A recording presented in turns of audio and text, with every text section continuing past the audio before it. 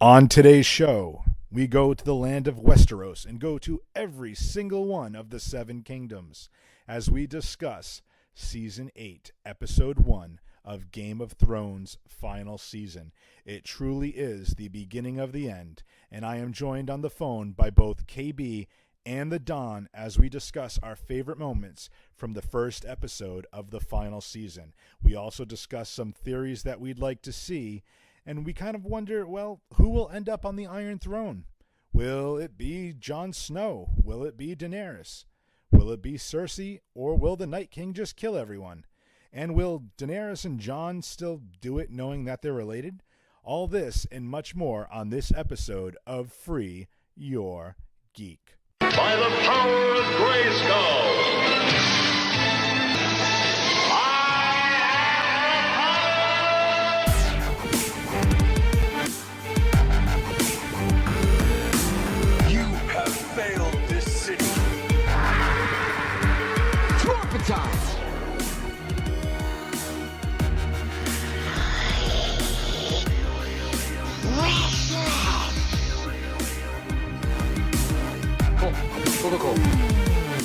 Winter is coming. Finish him! Fatality. So we are here with the Don from Free Your Geek. We're going to try this recording device, this app that I downloaded. And I think it was appropriate because we're going to be talking about the Season 8 premiere of Game of Thrones. And Don and I watched it in two separate locations. We were texting each other. It was kind of interesting. So Don, just overall, what do you think of just the opening? Just the opening. Opening reminded me the new the new opening credit scene. Yeah, they had a lot of stuff going on with that. That was kind of interesting. I really liked enjoyed that. My favorite aspect out of everything with the opening scene is it took us through the castle of King's Landing. It took us down through the Tower of the King, down into the basement. It took us through, where they moved all the dragon skulls. Like it took us through the castle in a way that we've never got to see King's Landing before. Like at least like the Red Keep and everything. We've seen scenes in these areas, but we never really get the whole walkthrough of how the castle's laid out. So I really like that. And we can see the wall down. Yes, which is amazing. Like I just really loved, besides the opening, the new opening credits, that the entire episode to me kind of mirrored the season 1 episode 1. Yes, it opened with Bran. It opened up with our new Bran-esque type character, the kid climbing, running through the crowds. Wasn't it Arya though that did that when she was trying to see what was going on with? Was it Bran or was it Arya? Well, so we got to combine the two. So this character is just the new Stark, say. Granted, the kid's like a nobody, but he's a combination of the two because it does, I think, the kid, is, climbing through the crowd and everything. But now that you bring up the Arya aspect, realistically, once the camera, pans out or whatever, it goes to Arya seeing Jon come in for the first time. Right, which kind of reflects, and it's so again, it mirrors a lot of the situation where I believe it was Arya, I could be wrong, but when Robert Baratheon and the Lannisters first come into King's Landing in episode 1, she was trying to get a view of the marching ceremony, and so now it's it's kind of it's kind of like the mirroring of that and a symmetry of that scene, and the fact that she sees all these other characters she hasn't interacted with in so long since she's come back. Obviously she sees Jon, she sees the Hound, which she's surprised to see him alive. All the emotions that go over her face as each character is showing up. I think she really had the most character growth in my opinion, and just to see her reaction to all these other characters, I thought was great. And then we kind of got right into it with Jon Snow. Basically everybody else in the North now do they not trust him? I guess that's the question. How did you take that? So specifically with the Jon Snow thing, from what I get, and Davos said it best, it's the people in the North are hard-headed. nobody really knows, like, how dire this situation is in the North besides Jon Snow and, like, Samwell Tarly. You know what I mean? Like, they saw the army of the dead. Besides, like, the wildlings and the guys from the Night's Watch, nobody really knows. Like, none of these people in the North know what's coming. So, I mean, I love the moment. I love the moment, girl. You know what I mean? Because, like, she calls him out, but I love how Jon just stands up and he's like, no, listen, there'll be no North. You know what I mean? Right. If I didn't bend the knee, there wouldn't be a North. And everything that Jon says is, Jon is very, very the smartest one, realistically, at this point. He's like, it doesn't matter who's king. It doesn't matter whose name is anything. It doesn't matter who bends a knee, because the dead are just going to wipe through all of us. Unless, it's funny you say that Jon is the smartest of them, unless you ask Arya, because she says that Sansa is the smartest person she's ever known, which I think is a real kind of interesting, basically result, the fact that they didn't get along as kids, and now that they're back together, they're doing what they need to do for the family. And as I was saying, a lot of the things mirror, like, again, when Jon first comes back and he sees Bran, like, he kisses him on the forehead the same way he said goodbye to him when he left for the Night's Watch all the way back in season 1. He kisses his forehead. And it's like a mirroring in a symmetrical way, though. He's greeting him, glad to have him back.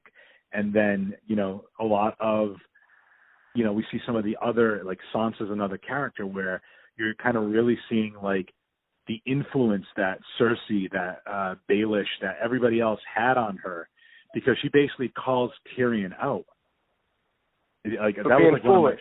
That was like basically one of my favorite parts. She's like, he's like, oh, you have nobody. She has something. Cersei has something to live for now. And she goes, I used to think. Oh, see, even Landon is agreeing with us here. He is again, all worked up.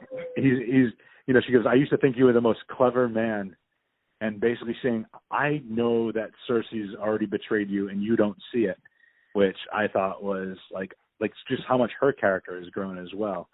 There was just so much. It moved pretty fast, but you know how my brain works.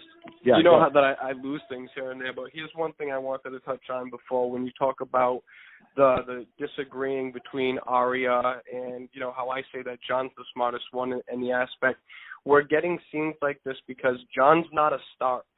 The divide is there now. We got it at the end of last season that Jon's a Targaryen. So.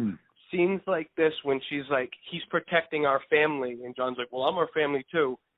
No, you're really not. Like, right, realistically, Bran says, I'm not even Bran Stark anymore. So all that is left for the House Stark is Sansa, who wants to be the ruler, and Arya, who is loyal to her family.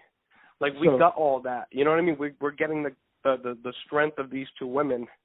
Right. Well, but let me ask you a question. Let me put a pin in this real quick, because if we're looking at this, do you think that Arya and Sansa know about Jon's true parentage? No. Or do you think that Bran and Sam were kind of holding that to themselves? I think that Sam and Bran held it to themselves. Because theoretically, he is family. He's a cousin. He's a cousin to them as opposed to a brother. Exactly. But he's still got that Stark blood. It's just not Ned Stark's blood. Yeah. And I thought that was really good. And I really loved the scene between Jon and Sam. I know we're kind of jumping around a little bit, but even for Daenerys to finally kind of be like, listen, like, she meets Sam and wants to thank him for helping Jorah out, and the fact that she basically like tells him that, yeah, I killed your father and your brother. I think the way the actor, I don't know the actor that plays Samwell, but great acting with his like response and reaction to that was like amazing. So out of everything, you can, like, how I go crazy for this show, the biggest, like, when we first got on the phone and like you were talking about, like, you were like, well, Arya was your big standout, like all of like the scenes with Arya interacting and there was one character who to me is the most important right now, and he maybe had 3 lines in the whole episode, and it's Bran. There are scenes that are with Tyrion and Sansa talking, and Sansa walks away, and then the screen pans out, and there is Bran staring at Tyrion. Being a creep. Oh, wait, like, it keeps happening in this episode with Bran just sitting there viewing when Daenerys first comes to the house. I have the episode on right now just so stuff is fresh for me. So Daenerys is approaching right now Winterfell. Jon's going to get off his horse and kiss Bran like you were talking about earlier. And then there's the slow gaze from Bran. Bran says nothing at all to Daenerys, just slow gazes. Then it happens again with Tyrion. Then it happens again with Samwell, and Samwell approaches him. And then we get pushed into that scene where, he's Aegon now. He's Aegon Targaryen. I mean, what's up with, Bran just viewing everybody and everything and just so, you know what I mean? It's kind of... What do you think? I was thinking it's fueling rumors that Tyrion is actually the third head of the dragon. And I don't know if they're going to prove that or not, but... So I say no. And I say no because we lost our the whole three dragon thing. I think everybody was pushing those theories before because Daenerys had 3 dragons. Third dragon's dead now. Third dragon's the Night King's dragon. So a thing that people are also trying to push is, oh my God, is the Night King a Targaryen? Because he can ride the dragon and da-da-da. I don't really see Tyrion, them trying to do that. Maybe in the books we'll get that. I think as far as the TV show goes, he is going to be the one to carry House Lannister into whatever. You know what I mean? That is, unless Cersei gets her way, because we also saw a couple of scenes with her where basically Bronn is hired, and he has a sellsword to basically use the crossbow that Tyrion killed his father with. I have to say one thing, and if we're going to make references back to earlier episodes, earlier seasons, whatever they pay you, I'll double it. That's it. True. And on top of it, look. But they don't have the bank. Well, who said, whoa, Tyrion has the bank. From where? Well, Tyrion's the hand of the queen. So yeah, I guess, but I mean, isn't the whole thing that why they ended up going after the Tyrells is to get, and Olenna is to get their money. And that's why they took that out, and they have. Here's the thing. Tyrion's money is not Cersei's money. Cersei made the biggest mistake and paid back the Lannister debts in full. So if in some creepy curse way a Lannister always pays her debts or pays his debts, well, her debts are squared away now. I don't know. I was reading an article on that, and it's the ominous fact of Cersei closing her family's words out. The guy at the meeting even said we have never had anyone make a payment in full ever in the history of the bank. We were getting happy making money off your interest. Something I want to bring up is probably the biggest redemption that I've seen on this show to date. And that's I can't even say my man Theon, but my man Theon finally got what we have been needing from him. And then what was even more, after him saving his sister, him manning up and being yeah, I'm going to fight for the Starks. Yeah. Because of that scene last season when him and Jon have the talk, and he's you're Stark and you're a Greyjoy. You're just as much that as, But we can also see from Yara's standpoint where, that what got Theon into this mess, and in the first place was, the call to make his father proud and to bring, honor back to the Greyjoy name. And now that Yara is kind of his, she's the queen as far as Theon is concerned. And, so basically, and she recognizes this is something you have to do, go do it. And I love that sibling relationship there. I think it's only in the shadow of the Starks as my second favorite kind of sibling relationship. But speaking of that, speaking of Theon, speaking of Yara, speaking of siblings, speaking of just children making their fathers proud, what about Gendry? So the little Gendry scene, it's cute. You know what I mean? Do you think they're going to try to spark a romance there? I want to be honest about Gendry as a character. Gendry can get killed off. Gendry's one of those tier characters to me. Kill him, have him make your weapons, have him die trying to save Arya, it will be cute. But to me, he's a write-off character. A lot of these characters are write-off characters at this point. Even our big characters are. Well, okay, so I think he's gonna make this weapon for Arya. I don't know what that's gonna entail, but I also think that he, in one instance or another, also has a right to claim the Iron Throne, being an actual oh my God, I can't think of his name, Baratheon.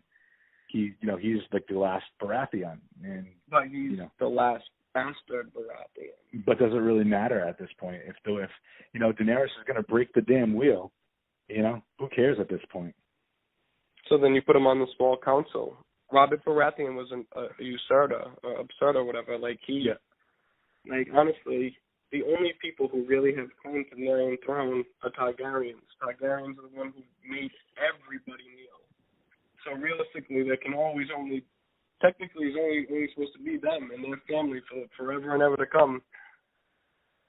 I think it's going to be very interesting. I mean, the first episode mirrored and the way it ended, like with having Jaime show up at the end. How about Jaime looking like an old man? Well, but think about it this way. Again, kind of when we want to talk about symmetry, we want to talk about the episodes mirroring the first episode of the first season. The last two characters in the shot. The things I do for love, pushing Bran out of that tower. Now this first episode ends with Bran and Jaime standing face to face since that event.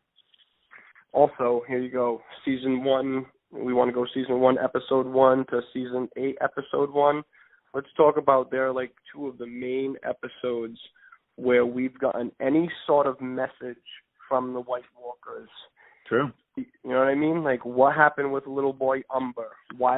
What was up with that symbol? Why did it look like a sun or an octopus? What message are they trying to get across?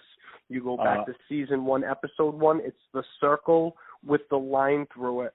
And to make sure that we knew that meant something, they stuck the little girl's dead body in the tree so her face was looking at the symbol in the ground. Well, and it also flashes back to when the Children of the Forest, I think that's what they're called, actually created the White Walkers. Because that symbol was in the cave, too, when Jon and Daenerys went underneath, oh my God, why can't I think of the name of the... Dragonstone. Yeah. They when they were looking at the paintings and stuff, both of those symbols were there. So maybe it has a bigger meaning. Or maybe it did kind of look like, if you will, almost the sigil of, House Karstark. Because think of this, we caught a quick reference when Davos was talking with Tyrion, and he's like, House Karstark, not too long ago, the Karstarks and Starks would throw, neck and neck fighting each other, and Jon Snow brought them together. And they made a little reference, that's one of the better sigils. Dude, we haven't heard anything about the sigils in Gosman knows how long. That's true. Well, before we conclude, I want to say, so it looks like the next episode, the preview for the next episode is going to revolve around Jaime a little bit, and just kind of that, and Daenerys a little bit, where they're going to be talking about the choices they had to make, if you will, and almost like a trial. And then I think it's, the White Walkers are on their way. Everyone's in Winterfell. Yep, this is my geek research. So episode 3 is an hour and 22-minute runtime. Mm-hmm. So I think that's our battle. What else did I want to talk to you about on this episode? I feel like we didn't do a little practice run, but well, we're gonna be talking more as the series concludes. But I just wanted to kind of get an introductory. I'm gonna have KBe eventually maybe do an interview with him for his side too, and just chat. And I mean, there's been tons of character development from Sansa to Euron. He's amazing. Yeah, I really quick.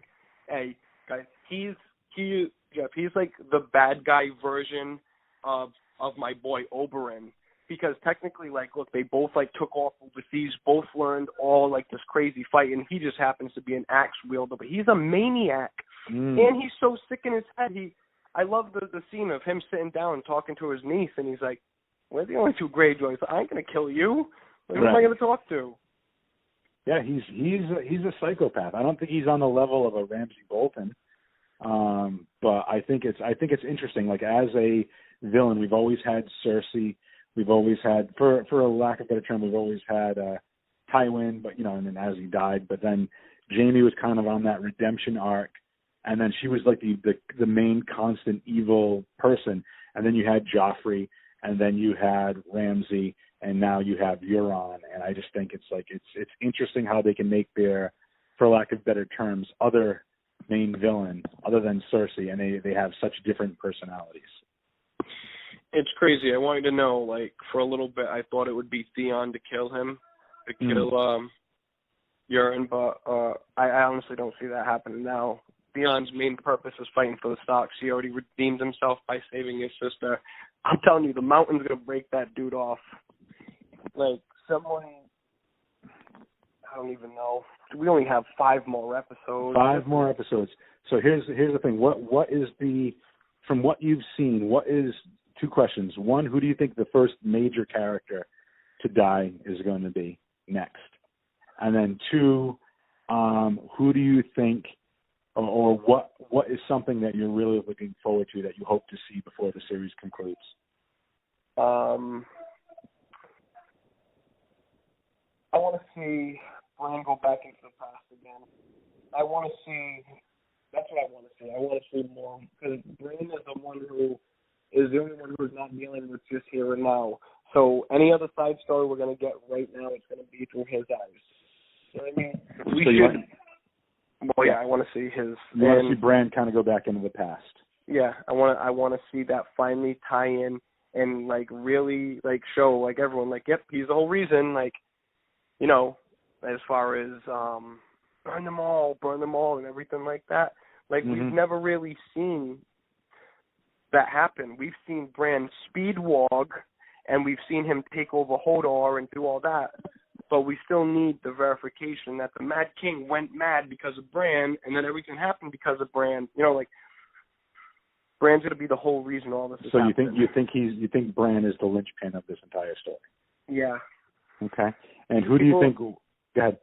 People that main characters that die first. Who do you think would be the main character that you think would die of all of them first? Oh, jeez. Or even it doesn't have to be a main. It can be like a secondary character. Because I know you mentioned Gendry. I don't know if you think he's going to be one of the ones on the chopping block first. I see like a Grey Worm. I see someone like that. Some like warrior who is amazing and like you think, I don't know, like he's pointless enough, but he's also not. It would hurt Daenerys for him to die. Like a Jorah Mormont. Why are you going to kill Jorah Mormont off and you just saved him from grayscale and you're having him think? I'm going to go with Grey Worm. And that's honestly, I thought, the new leader of the Night's Watch? Yep. That's what, that was my first prediction. Was it Ed? Yeah, before I watched the episode yesterday, I said it's not going to be anybody big and crazy to die first. It's going to be someone like that. We're going to see one of those characters die. And then from there, everything's going to start rolling, I think. Okay. My 2, I'm going to say I want to see Clegane Bowl. I want to see the Mountain versus the Hound at some point. I'd like to see that. I hope that happens. And I'd say episode 5. I think the next either is major or secondary character. I think it's going to be Varys. I like Varys dying. I want you to know. I'm just trying to think. What else can he bring? What else can he really bring to the story?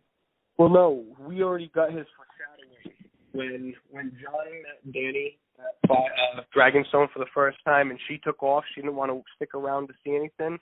And Varys told her, "Don't come back to this land. I'm not sure they'd be so happy to see you." And she goes, "I have to die. I have to come back to this land. I have to die in this strange land, just like you." Yeah. And you saw his face get all effed up. Now, look, she's been typically right all along with all of her craziness. Except for when she, the king who was promised. Yeah. Well, but no. Remember, it doesn't matter how you get to the finish line as long as you get to the finish line. True. That could be the thing of the Lord of the Light. True. I'm excited for the rest of the season. yeah, it had me definitely flipping out last night. Well, it'll be good. I think we're going to have a. I don't know if we'll be doing this every week when the episode is, but I definitely want to do a post Game of Thrones season 8 when the series finale actually. So series finale podcast. I'll have you and KBe on, and we'll talk about it. And maybe I'm going to see if I can get Elf in at some point or do something, or maybe just do separate interviews. I don't know yet. We're testing this out. We're testing this phone conversation thing out. I know time is tough right now, but yeah, dude, we'll have to have another Game of Thrones night soon. We'll have to actually watch it together. I think that would be fun. I just really, I think I was very happy with this episode. I like the way it kind of came together. I like the way they started just going full throttle. They had a lot of callbacks to season 1, episode 1 with a lot of these characters, and now all the pieces are lined up, and now it's time to see them fall. Or how they fall. That's it. Well, thanks, Don. Like I said, we'll get another podcast going soon, but I just wanted to try this kind of method out because I know we're always crazy busy and whatnot. So thank you for your time, sir, and thank young Ward Landon for that. And now our watch has ended. Yes, and now winter is here. All right, man. I'll talk to you, brother. Take care. Bye-bye. Bye-bye. Hey, do you all remember when we did the Geek Speak with Chuck and Brad from the Chuck and Brad podcast? Well, they have a new show coming out, and they want you to check it out, but I'll let them tell you all about that. Hey guys, we're Chuck and Brad. We're two comedians who do the Chuck and Brad podcast, a pop culture podcast based out of Rhode Island. We just wanted to let you know that we're going on a short comedy tour called Chuck and Brad Reimagine the Avengers. It's our own comedic retelling of the original Avengers movie, and we're touring the shows the same weekend that Avengers Endgame comes out. So come get a refresher and a new spin on the original Avengers movie before you go see Endgame. Thursday, April 25th, we'll be in Hartford, Connecticut at the CT Comedy Theater with BJ Quagan, Andrew Morgan, and Stosh Makita. Saturday, April 27th, we'll be in New York City at the Pit Loft with Impractical Jokers tour opener Jiggy, Impractical Jokers writer Casey Jost, and UCB veteran Lisa Kleinman. Sunday, April 28th, we'll be at Laugh Boston with John Tilson, Logan O'Brien, Tyler Swain, and Dan Hall. All event info and tickets at chuckandbradpodcast.com. Every night we'll have the comics open up the show and we'll close with our live retelling of the Avengers. And for a tiny bit of background, we've done the podcast for 10 years. We've had on great guests like Jeff Tremaine, the director of the Jackass movies, the bands Bowling for Soup, Less Than Jake, Real Big Fish, Big D and the Kids Table, and many, many more. And if you're a big podcast listener, you might know me from Tell 'em Steve Dave. I work on film projects for the podcast Tell 'em Steve Dave, which is made up of Walton Bryant from AMC's Comic Book Men and Quinn from True TV's Impractical Jokers. I consistently do the film work for the Tell 'em Steve Dave Patreon. So come on out, support this very weird live comedy show, and hopefully more and more podcasts will start doing their own live alternative shows. Once again, that's Chuck and Brad Reimagine the Avengers, New York City, Hartford, and Boston. See you at the end of the month. chuckandbradpodcast.com. Hey guys, I want to quickly tell you about 4041media.com. That's 4041media.com. It's a local group of podcasters with some amazing content, and Free Your Geek is proud to be part of the 4041 Media family. So check it out at 4041media.com and listen to Free Your Geek. Or if you're a fan of movies, check out Movie Theater Time Machine. Or if you want to know why some sickos do the crimes that they do, check out the Psych Your Crime podcast. 4041 Media, by listeners, for listeners. And we have KBe on the line. KBe, welcome to this audio version, this cell phone version of Free Your Geek, where you're on location, I'm on location. Everything's going crazy. How are you, sir? Pretty good, brother. We're in our respective geek dens. We're in our own kingdoms, if you will. Yeah, our back king. King's Landing or Winterfell, or if we're across the seas or from Bravos, any of that. We're here, and we want to talk about season 8. Episode 1 of Game of Thrones, and I'm assuming you've seen it because I don't want to be calling you. Oh, of course I've seen it. I wasn't missing that for the world. Okay, so what? Just initial thoughts. When I talked actually already to Don, and and we talked about, first of all, new credit scene opening. They had some new graphics in there, which was really, really cool. And then we open on to Jon, Daenerys, and the rest of the crew, the Unsullied and the Dothraki coming into Winterfell. How did you feel about that? Give me your thoughts, just some guttural reactions right off the bat. I thought it was done very well, and it's a shining moment, because you know that Northerners are very tough on people they don't know. Mm-hmm. So I think it's a very bold move on Jon to bring them kind of there. You can see Sansa wasn't happy with it.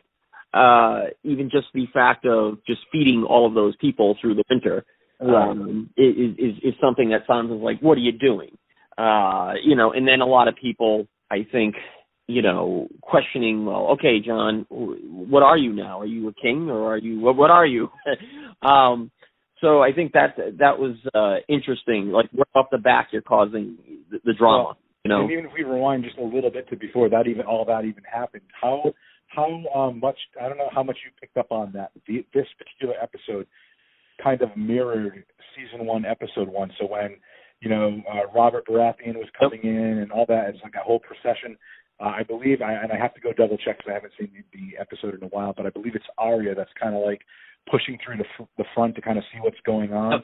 And then this particular episode opens with that young boy climbing up in the trees, which is also a nod to Bran, but he wants to see what's going on, and Arya sees him, and she kind of understands, kind of like that kinship, like, yep, I know, that used to be me, and then just to see her face light up, and then Jon like walk right by her, and not even notice, and her face drops, and then she sees the Hound, who she thought was dead, and he's still alive, and then she sees Gendry, who she hasn't seen in forever. It's just it's a very, very interesting, open with her, and then to your point with Sansa has become such a great, I don't want to say ruler or leader, but she knows, like I mentioned this with Don, she's learned from Cersei, she's learned from Peter Baelish, she's learned from, all the trials and tribulations she's been through, and she's actually a very level-headed. She reminds me so much of Catelyn when she talks sometimes. Yeah. Just how poised she is, and I can see a little bit of Cersei in there too. And I just think she's an amazing character. How far she's grown. But to your point, she said we barely have enough food. Now we have the Dothraki and the Unsullied, and then she goes, "What do dragons even eat?" And then when Daenerys looks at her and says, "Whatever they want," I'm like, "Oh man, conflict time." Time. And it's funny that the moments like that are kind of comical. Mm-hmm. And there was a lot of those in this, where I kind of felt like they might have pushed comedy a little too much compared to other episodes. I don't know if you felt that way. Well, I don't know if I necessarily felt that way because I didn't really think about it. I know there were a couple of comedic moments, but I think because the episode, there was a lot of heavy stuff in this episode too. I think it was kind of a good balance. I just think that opening scene kind of really set the tone as far as like, okay, all these pieces are getting set in place. We're bringing everybody together. Mm-hmm. We know the wall is down, and Bran, just creepy dude that he is, wastes no time. Just like, okay, no time for pleasantries. Let's go. And the other thing I mentioned, talking about like harkening back and taking some liberties from season 1, episode 1. When Jon sees Bran for the first time since Bran got pushed out of the tower, when he leaves for the Night's Watch in that episode, I believe it's either season 1, episode 1 or season 1, episode 2, he kisses Bran goodbye on the forehead. Yep. And he welcomes him back in the same way, which I thought was kind of cool. So Bran to me is like the MVP right now. He's just like this super weird dude. He doesn't say much, but his presence is very, very interesting. Yeah, but I still think that, the Sansa and Arya and Jon, I still think, and even Tully, like, they don't understand, I think, really truly what Bran is, Oh, I don't think anybody realizes it. I don't think Sam, of all of them, kind of knows the most. Yeah. He, has probably read about things like this in his travels. Now, Sam is an interesting character. Sam had a lot kind of going on in this episode. Well, and that's what we can do. Yeah, if we want, rather than try to follow the plot, we can talk about some characters. Yeah. So Sam, yes, absolutely. Yeah. Like the actor, again, great actor with like just having to like, you know, he was talking about he's so simple and he's such a good person. Like when he meets Daenerys, you know, he asks for like, you know, she thanks him for saving Jorah's life, and he asks for a pardon for his crimes. Yep. And then once she realizes who he is, to her credit, she basically told him this is what happened. And you know, I don't know. I just think it's hey, like, you know, I killed your father, and he's like, oh, at least my brother will be in charge. You know, and he didn't say it in that respect. Like you could tell that the weight was on him that his father was dead, and he was mourning, even though he has no reason to, because his father was kind of a jerk. Yeah. But you know, the fact that he said his brother, and then she said, no, your brother stayed with your father. He basically doubled down with your dad, and Sam realizing that his family, you know, his brother and his father are both killed under Daenerys.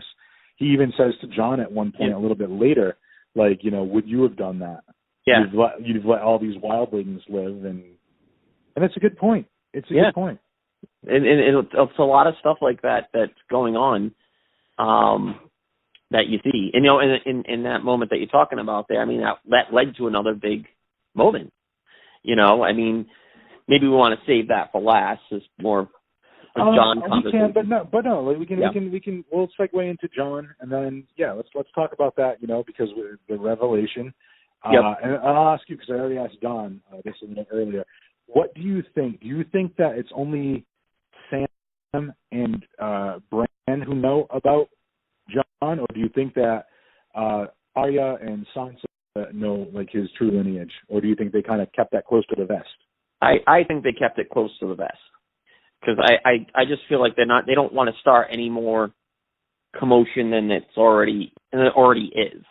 And I think Jon, you know, I mean, the look in his face and the whole thing is kind of like he doesn't know whether to believe it or not. It's almost like one of those things when somebody tells you something, your gut tells you it's true, but your whole life you weren't that. You know what I mean? Mm-hmm. And that's going to be an interesting scenario, because if you think about how Sam basically, like you said, you know, Daenerys tells him about, you know, what happened with his father and his brother and whatnot.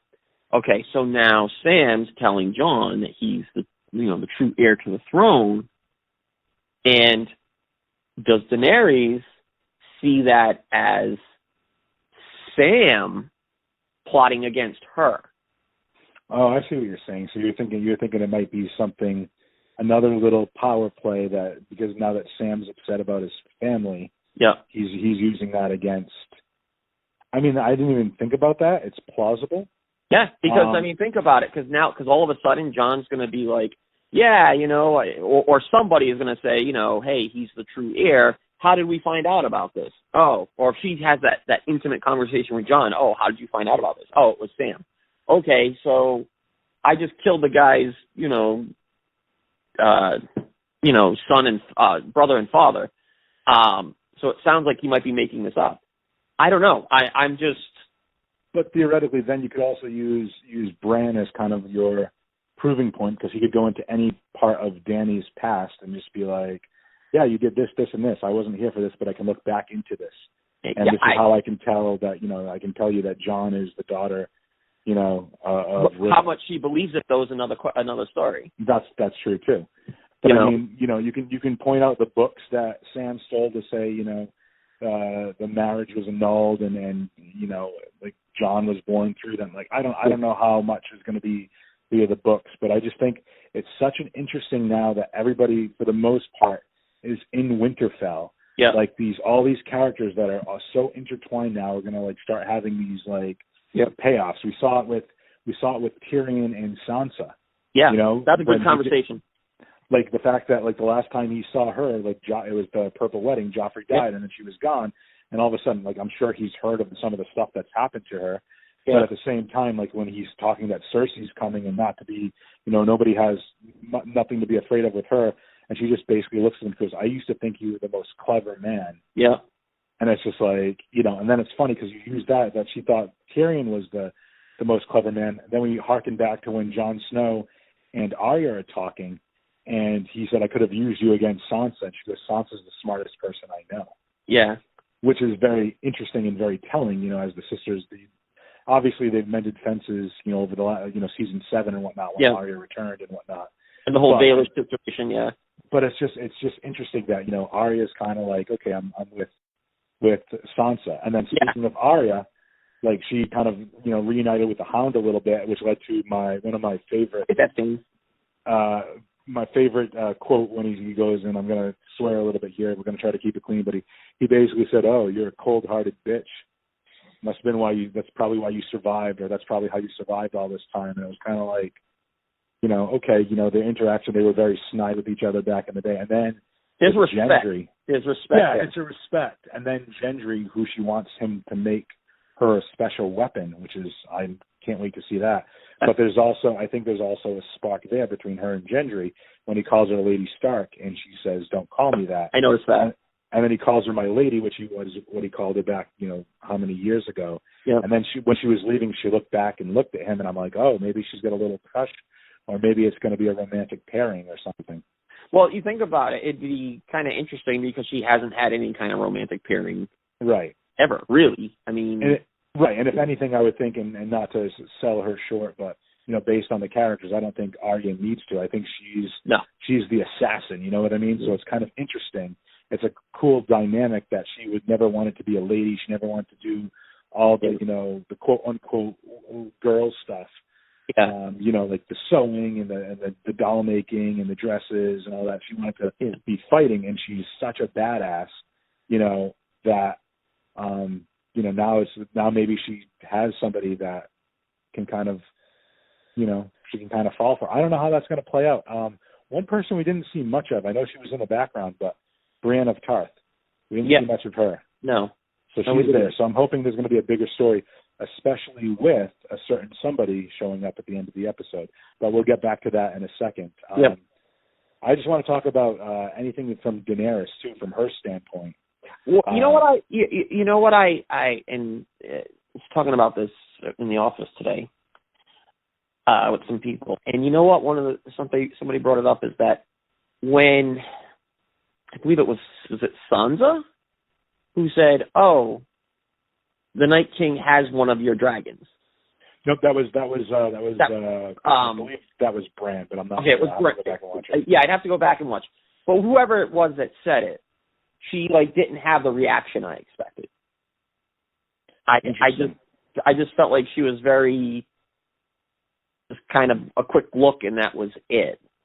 I just felt like there should have been a little more emotion in that kind of thing, And Daenerys is really, really interesting because, I was always rooting for her most of the show, and now with the way everything is now, I am rooting for Jon all the way now.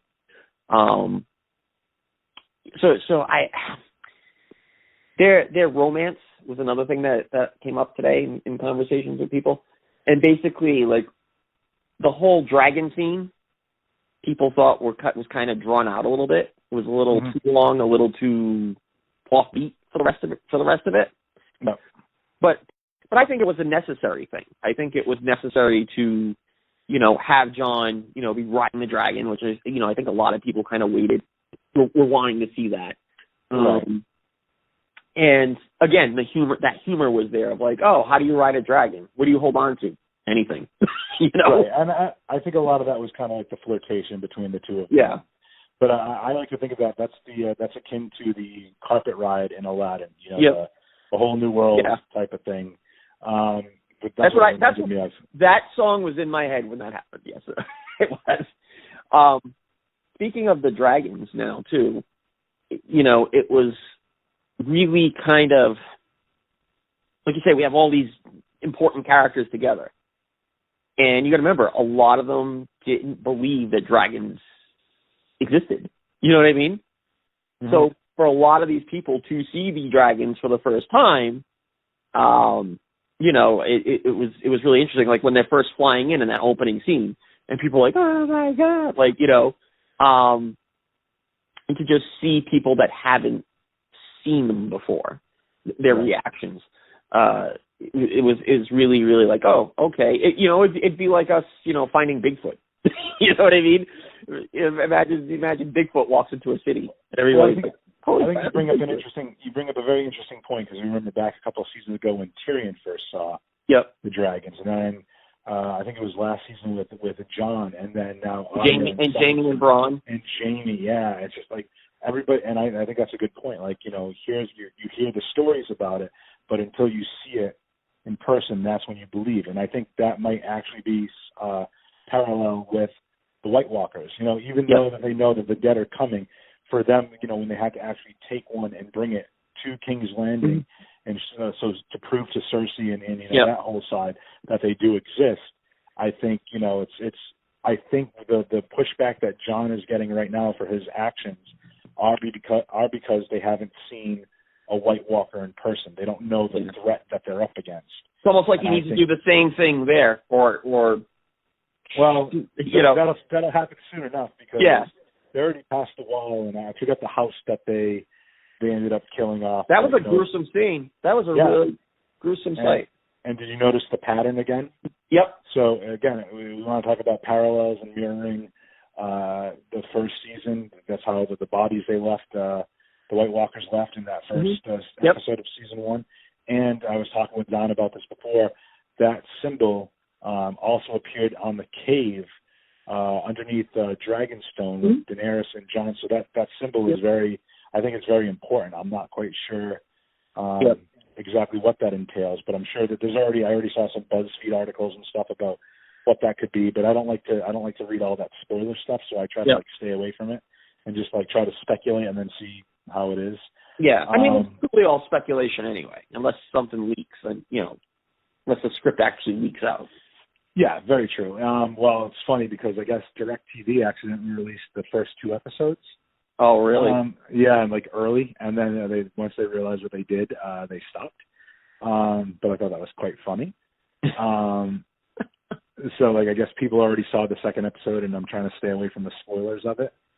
Somebody told me too today that if you watch it through HBO Now or HBO Go, whatever it is, at the very end they have writer's notes for a couple minutes, where the writers talk about how they feel about what they wrote. Yeah, that's interesting. Yep. Interesting. Yeah, I didn't. I just watched it at a friend's house last night. Yeah. But it was a very unique. It's interesting because on the intro for the show I say this is the beginning of the end, but it's also, when you think about it, like I said, with so many similarities to the first episode of the first season, and this is where I kind of want to close on before I get into some questions that I have for you. Seeing Jamie finally make his way into Winterfell, and the first person he looks at and he sees is Bran. Yeah. Which, again, the first episode of the first season, the things I do for love, he pushes Bran out the window. Yep. Bran is the last person that he sees before he dies or becomes crippled and goes on this journey to become the Three-Eyed Raven. And now it's okay, the last scene is between Jamie and Bran again in this episode. And I was just wow, that's kind of full circle type stuff. Does Bran ever become the Three-Eyed Raven if Jamie didn't push him? Well, that's the thing. That's the big discussion is, all these things have to happen. And I was talking about it with Don, and he's theorizing that Bran actually wargs in to the mind of the Mad King to convince him to use wildfire so Jamie can become the Kingslayer and basically set all these plans into motion too. Huh. So, similar to how he affected Hodor. Maybe Bran is actually controlling everything. And that's a theory out there too. I'm wondering if all the Stark children have their own unique. It's almost like your own Dungeons and Dragons campaign. You have the leader to make the decisions. You have the assassin. You have the spy. It's just It's just a lot of cool. It's like a campaign party. It's fun. So I guess I want to leave you with 2 questions. One, before the series ends, what's one thing that you'd like to see happen as far as things that you're oh man, I wish this would happen between these 2 characters, or I wish I could see this event, or what do you see for that?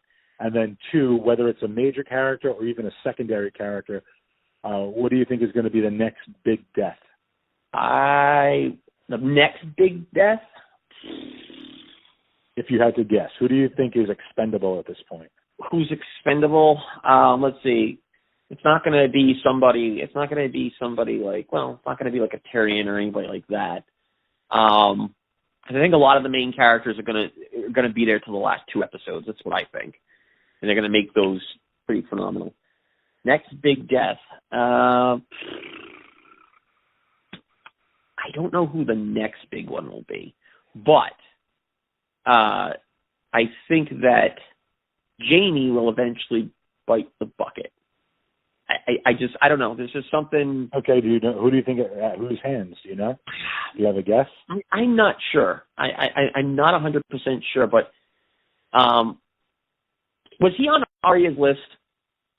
I don't believe so. I know Cersei was, but you bring up a good point. So before you tell me about the thing you want to see happen, what event you want to see happen, let's talk about Bronn real quick. When he gets, I'm happy you got to Bronn. Bronn's like one of my favorites. Cersei's orders, he's going to go kill both Tyrion and Jaime with the crossbow that Tyrion used to Not kill happening. Tywin Lannister. Not happening. Well, he's a sellsword. Whoever pays the highest price. So I guess think that's going to be the whole thing. But I think for those two guys, not happening. And I think when he gets there and he sees what's happening, I think it's a different story. Interesting. I think he runs into something along the way that will. Or when he gets there, that tells, maybe he gets there right when the war is starting. Or maybe he gets there and Bran tells him, hey, by the way, Cersei has your girlfriend Sand Snake locked up and poisoned her. Because we never found out what happened with that. We can assume it happened off screen, the death. Yeah. Her death happened off screen. Maybe she's still alive. Maybe she's got some type of, immunity to a poison or whatnot. And they're just, I don't know. We haven't seen her. I mean, a lot of the stuff that happens off screen, but we don't know. We can assume she's dead, but we know the mother's probably alive, right? Because that was the whole point of the torture. Yeah, and to watch her last daughter, die. I don't know. Not even just die to rot away. Right. So I'm very curious to see what happens with that. I'm very curious. I'm gonna point something out if you didn't know it, if you didn't notice, and I didn't notice it, and I didn't realize this. But do you know Ed Sheeran made a cameo appearance last season? Yes. Okay. And they talked about Eddie getting his face burned. Okay, so you did catch that. Yeah. So there's a little nod to Ed Sheeran because he was the minstrel of the Lannister clan. When Arya decides to go kill Cersei and she stops by their clan, their little campfire. You know what we didn't hit on? We didn't hit on the Greyjoys. Yeah, that's what I was going to say. Theon too. Like Theon and Yara. Yara's going back and Theon's Well, going the to guy Winterfell. the guy that Theon killed with the crossbow was one of the actors in Always Sunny in Philadelphia. Oh, really? See, I didn't know that. Yeah, I read that today. I was like, oh, wow. I knew the face. Yeah. But yeah, I mean, I really they're going back to the Iron Island. It seems. Well, she told him to go back. She told him to go to Winterfell. Yeah, but she's going back. So I wonder if she's done, just done, for the season. Perhaps we have a reason to go back there. I mean, the White Walkers can't get to the Iron Islands, Yeah.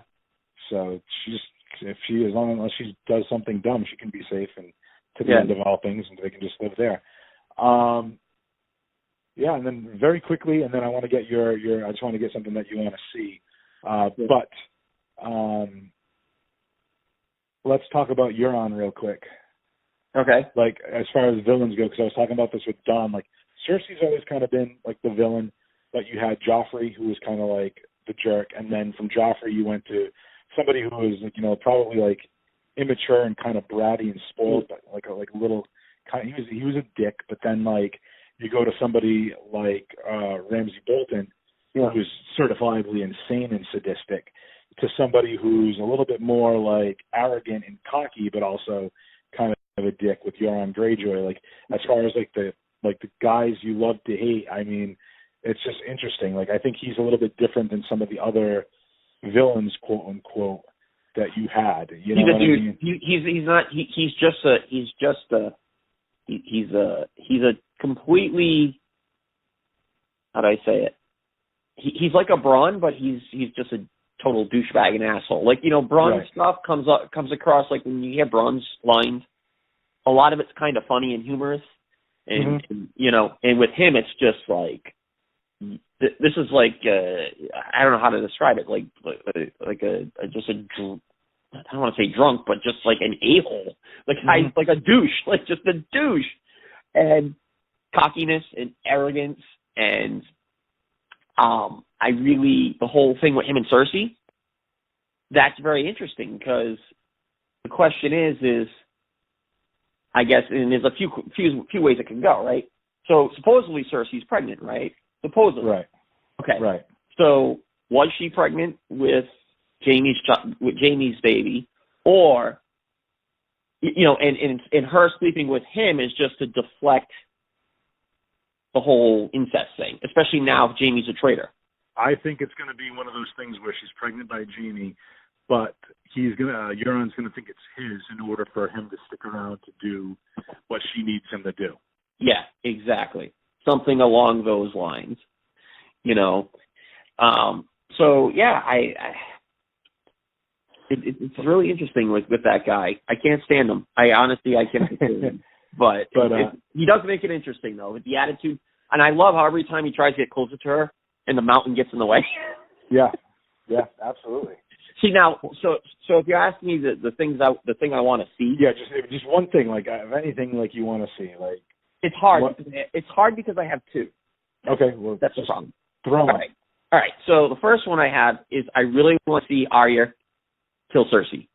Okay. I want to see that in some crazy way, where maybe like Arya kills Euron and then kills her. You know what I mean? Or something like that. Because I really think, like, for example, if Jaime dies in battle, that's why I was talking about that before. You know, but I don't know. Can she take the face of somebody she didn't kill? Yeah, because even when she was in the, you know. Oh yeah, yep. She can be anybody. Yep. So maybe that happens.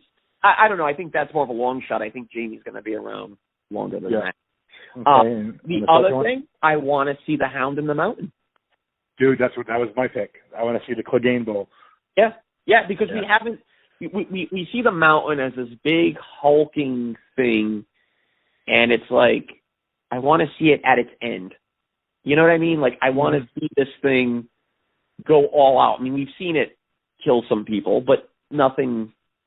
There was like one time, like he just like smashed a guard, right? Like totally just smashed one of these guards that disobeyed or something like that. But other than that, we haven't really seen him like. What about when he crushed a skull in his hands? Wasn't that the same instance or no? That wasn't a guard. That was when Tyrion. That was trial by combat. Oh yeah, but that was before he was like what he is now. Oh, before he gets zombified. Yeah, exactly. Or Frankenstein, if you will. Exactly, because I think now he's even more destructible than that. You know, indestructible. Right. You know what I mean? So like, I'm curious to see, or does he get killed at some point and become a White Walker? That'd be interesting too. That would be interesting, but probably far from it. He's not going to leave Cersei's side, and Cersei ain't going to leave King's Landing for any reason. Or maybe because he's already dead, the Night King can raise him without even trying. Maybe. And maybe that's the whole thing. Maybe that's her undoing, where she gets cocky. Yeah. And then all of a sudden, he's already a White Walker. Yeah. That'd be interesting. Yeah. So there's just so much that can happen. Excellent. So amazing. Well, KBe, thanks for joining me. Thanks for joining me on this teleconference call. We're trying out this new app that I mentioned a little earlier before with Don, but it's just an app that I'm trying to, at least if we can't all be in the same place, I can make telephone calls, we can record some convos and put it out there. So good stuff. Yeah, good stuff. We should do it more often. Yeah, I think it'll be good. We can discuss, Endgame and stuff if we can't all be together. But we'll get through all that. But and I just want to say to the listeners again, thank you very much. Please check us out on 4041media.com. And we don't really say start your weekend with your geek friends anymore, but get your geek on. Get your geek on. Thanks, everybody. Thank you.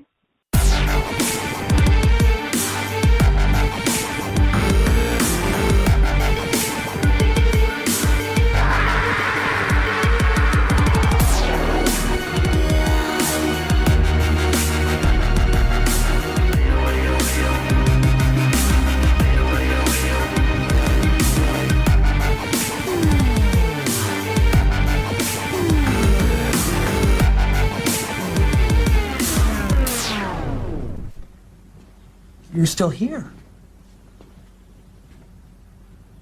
It's over.